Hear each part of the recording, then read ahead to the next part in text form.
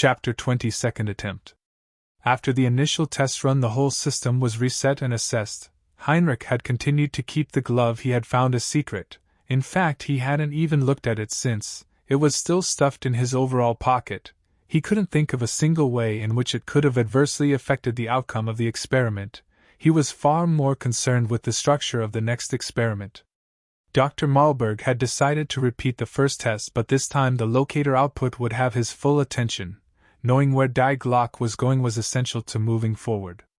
The reactor had been idling since number 1 run and required only the control rods to be set to leap back into power production. Die Glock rested on its stand, eagerly awaiting the influx of power that would breathe life back into it. With all status reports in, Heinrich initiated the removal of the control rods. The power meters responded in kind, jumping off the stops and steadily climbing as more of the rods were removed from the core. The only thing left was to verify the locator was functioning correctly. "Sir, the locator beacon is functioning. I have zeroed the counters to their current position. We can correlate any further reports to this on X, Y, and Z." Dr. Marlberg did not reply. He simply turned slightly and nodded. Seeing the acknowledgement, Heinrich started to remove the rods. 45% and climbing. Dr. Marlberg gave no reply. He simply continued to stare out of the control room window. Heinrich continued to read out the power figures. Hitting 90%, the automatic systems kicked in and held the power level stable. Releasing power. Just as before, the blue aurora started to develop above Die Glock before descending like a curtain to fully envelope it. As the aurora closed around Die Glock, it blipped and completely disappeared. This was Dr. Marlberg's switch. "Mark the location." The sudden order took Heinrich by surprise, causing him to delay a second in his response. "Yes, sir, location marked." Turning to his 2IC, Dr. Marlberg looked him in the eyes. "Heinrich, I need you to get up close up to the test stand for some readings. I need more data." Heinrich was uncertain of the safety implications. "Are you sure, sir?" "Yes, Heinrich, I have no doubts over your safety, and I will myself monitor the scram system. You will be perfectly safe."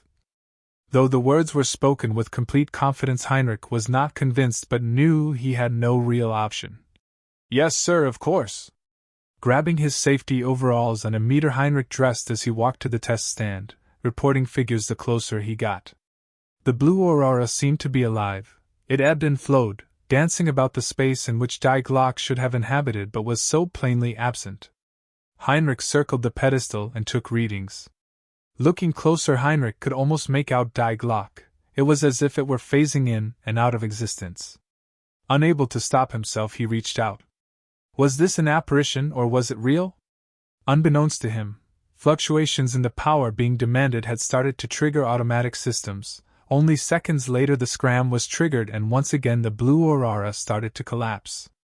Up close to the stand there was an audible bang as the power was removed. This sudden noise made Heinrich jump and looked around quickly in an attempt to locate its source.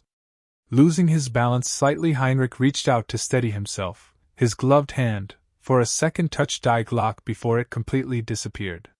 Feeling static on his skin, Heinrich spun round to see what was going on in time to see his glove appear to phase out of existence, leaving only his hand behind. With insufficient power to maintain the magnetic fields, the aurora quickly disappeared completely, and Die Glock snapped back into being. Quickly jumping clear, Heinrich stared but could no longer see his glove. Seconds later the penny dropped. The glove he had found before had been his own glove from the future. Reaching into his pocket, he found the very same glove.